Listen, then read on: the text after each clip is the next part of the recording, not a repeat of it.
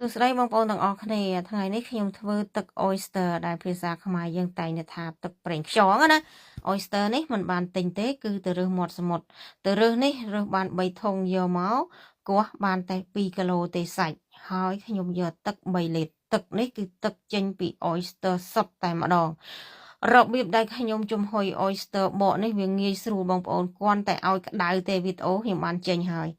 អត់ឲ្យឆ្អិនទេណាខ្ញុំគាត់ឲ្យក្តៅទេក្តៅទៅវាងាយស្រួលខ្ញុំបកពីព្រោះអីបើបកឆៅអូយយូរ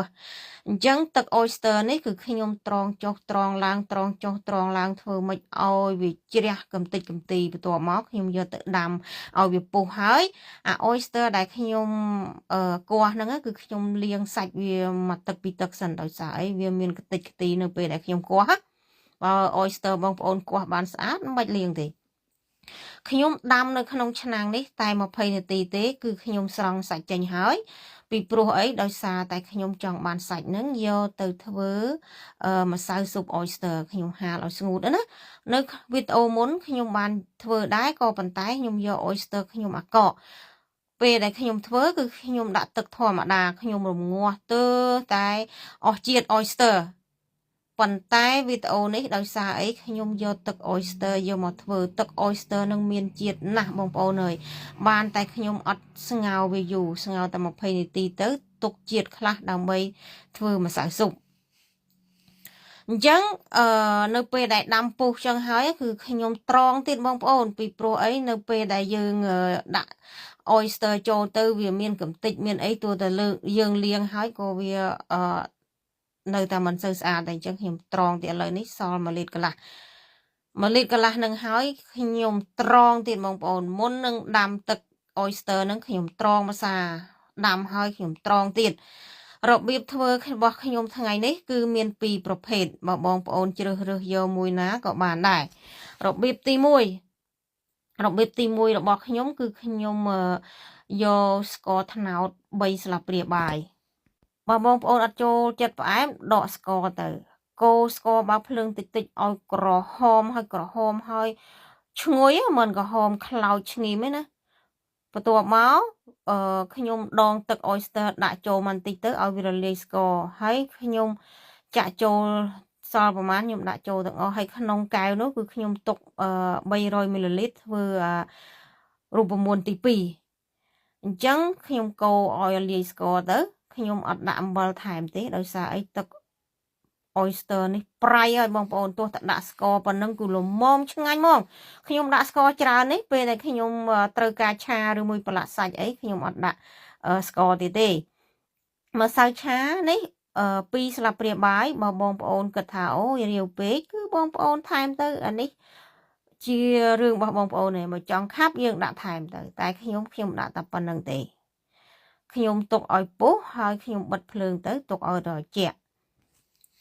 រូបមន្តទី2គឺខ្ញុំទុកទឹក oyster នឹង300មីលីលីត្រហើយខ្ញុំដាក់ទឹកស្អ៊ីវពណ៌ខ្មៅ2ស្លាបព្រាបាយបើចង់ខ្មៅខ្លាំងដាក់3ទៅ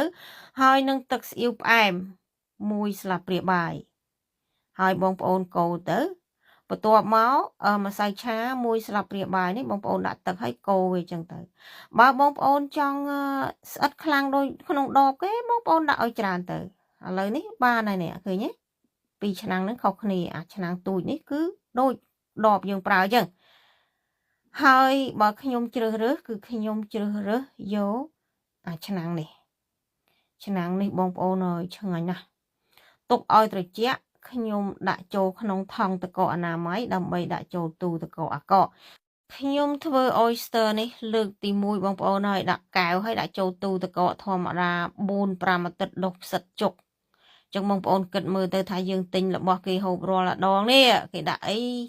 បងប្អូនគិតតាមគួរអញ្ចឹងខ្ញុំធ្វើមកទៀតគឺខ្ញុំដាក់ក្នុងថង់ចឹងទៅដាក់ចូលទូទឹកកកអាកកហើយធ្វើនេះបងប្អូនហើយឲ្យតាស្រក់លិតឆ្ងាញ់ពេកឆ្ងាញ់មែនដល់ពេលដាក់ចូលទូកកពេលដែលបងប្អូនចង់យកមកហូបចង់យកមកឆាយកមកធ្វើអីដែលបងប្អូនចូលចិត្តធ្វើណាយកមកដកពីទូកកមកយើងកាច់ផុស យកមកដាក់ទៅបងប្អូនងាយស្រួលហើយយើងដកចេញមកយើងកាច់ហើយយើងដាក់ចូលទូកកអាកកវិញទៅខៃទឹក oyster នេះខ្ញុំអត់មានដាក់អំបិលដាក់អីទេបងប្អូន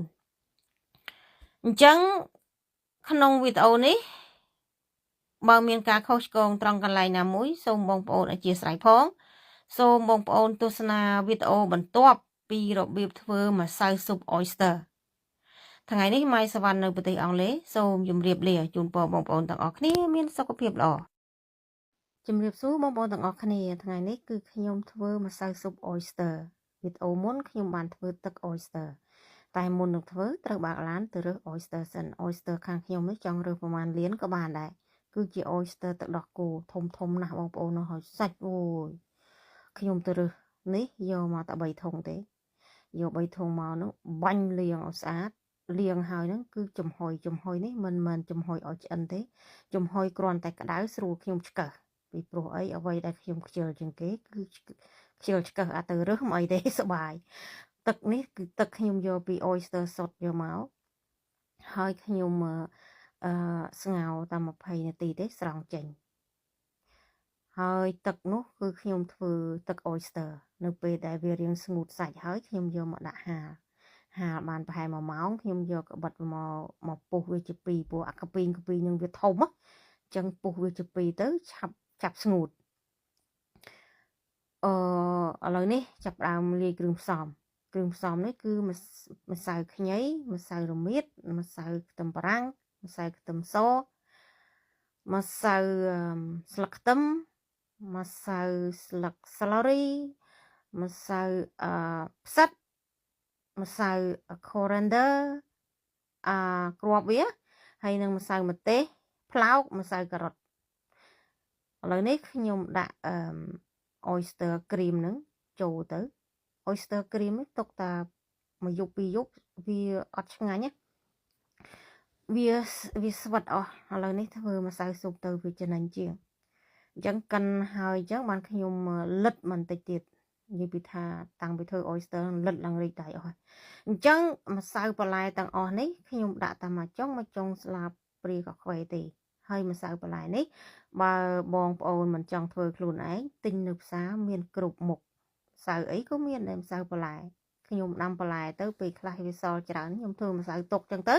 ពេលដែលយើងត្រូវការផ្លិតធ្វើលឿនបងប្អូនបញ្ជាក់ណាដាក់តាមអំបិលទេអត់មានដាក់ស្ករដាក់ប៊ីចេងម្សៅស៊ុបថែមទេគឺអត់ទេធម្មជាតិពិតឥឡូវនេះលិតទៀតនិយាយថាលិតតែហ្មងបងប្អូនហើយអញ្ចឹងបងប្អូនចង់យកទៅប្រឡាក់សាច់ចង់យកទៅដាក់ឆាតាមបងប្អូនចូលចិត្តឥឡូវនេះមានអ្នកចាក់គោទៀតបងអើយធ្វើម្សៅស៊ុបលក់ទៅអារឿងទៅរើសនោះវាស្បាយទេក៏ប៉ុន្តែអ្វីដែលមិនស្បាយនោះគឺមកដល់ផ្ទះត្រូវអង្គុយគាស់ទៀតអានឹងមិនធម្មតាទេបងប្អូនអើយហើយពេលយកមកកិនអត់បានច្រើនទៀតអញ្ចឹងដាក់ក្នុងកែវនេះគឺខ្ញុំដាក់បន្តិចនៅខាងក្រៅចង់និយាយថានៅខាងក្រៅទូតកដូចយើងដាក់ដេញម្សៅស៊ុបដាក់អីចឹងណាខ្ញុំចង់ដឹងប្រៀបធៀបមើលថាមួយខ្ញុំដាក់ក្នុងទូទឹកកកធម្មតាមួយខ្ញុំដាក់នៅខាងក្រៅតើមួយណាបានយូរជាងពីព្រោះអីយើងអត់ដែលធ្វើតើតែបត់ពិសោធន៍ធ្វើសិនអញ្ចឹងក្នុងវីដេអូនេះមានតែប៉ុណ្្នឹងទេបងប្អូនបើមានការខុសឆ្គងត្រង់កន្លែងណាមួយសូមអធិស្ឋានផងម៉ែសវណ្ណនៅប្រទេសអង់គ្លេសសូមជម្រាបលាជូនពរបងប្អូនទាំងអស់គ្នាមានសុខភាពល្អ